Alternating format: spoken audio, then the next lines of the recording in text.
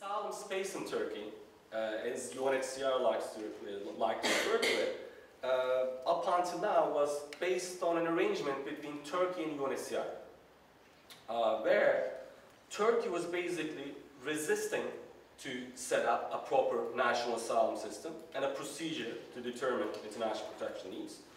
And it was resisting to commit long-term asylum and integration to refugees in Turkey. Instead, Turkey was relying on UNHCR to process asylum seekers.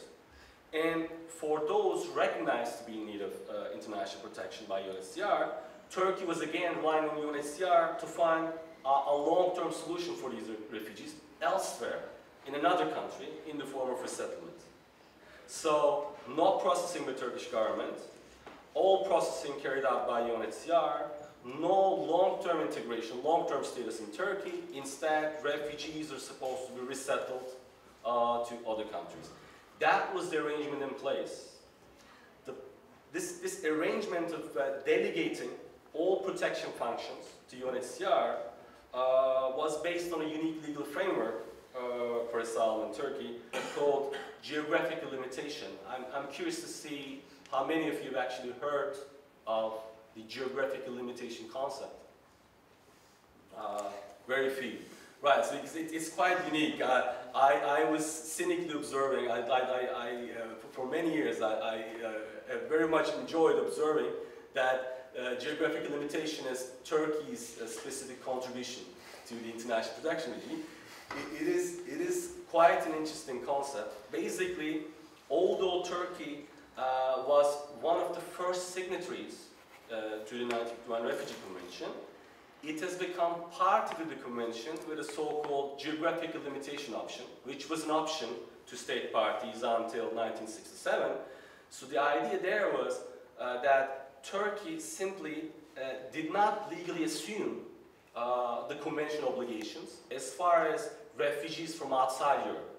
So refugees from European countries were eligible for long-term asylum in Turkey, but refugees from outside Europe, from non-European countries of origin, did not actually have the entitlement, the right to access 1951 convention-type protection in Turkey. Instead, under this logic, such non-European refugees were allowed to stay in Turkey on a temporary basis until they could be resettled to another country with UNHCR's assistance. So basically, Turkey, for decades, has been very content doing nothing about the refugees and letting UNHCR to do the job.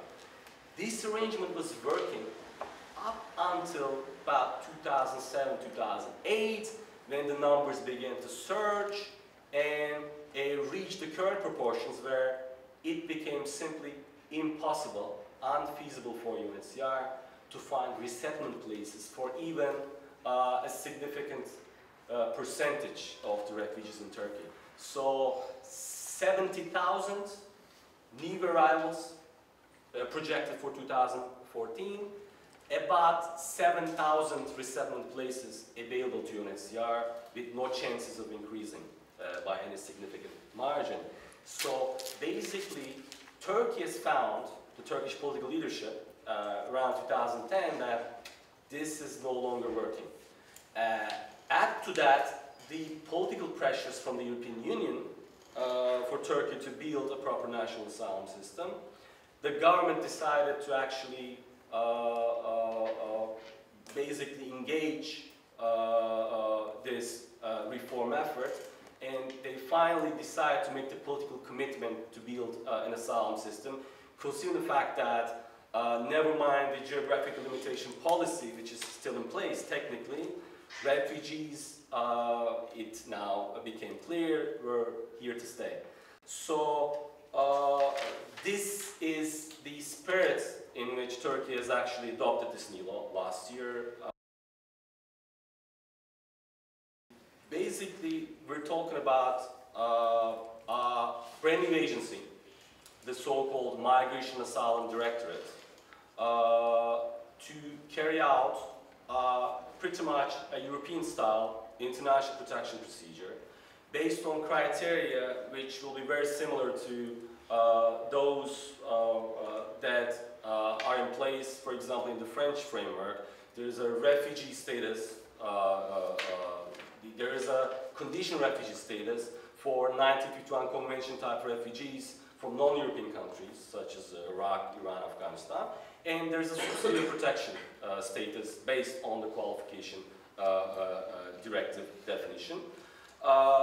There are all the basic procedural safeguards and rights are recognized concerning access to procedure, interpretation, personal interview, reasoned decisions, and new judicial remedies with suspensive effect.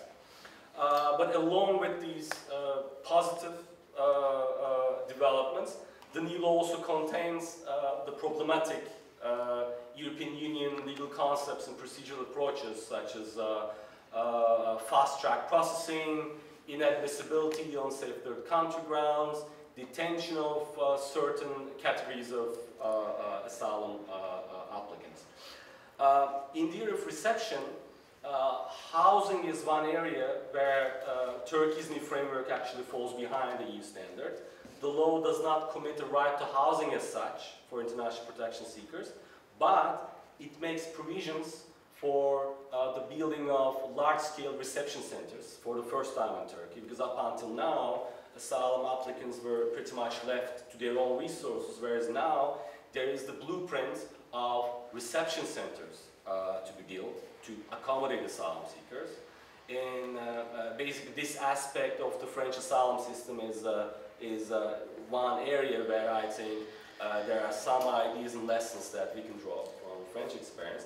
But basically the idea is to build initially 6 very large scale, 650 capacity reception centers for asylum seekers. The total capacity of which would be about 3,500, and then keep working on building a multifaceted, assumedly, reception system on that basis. The law, again, for the first time in Turkey, commits free healthcare for all international protection seekers, and relatively improved access to labor market, not for the applicants, but for certain categories of status holders.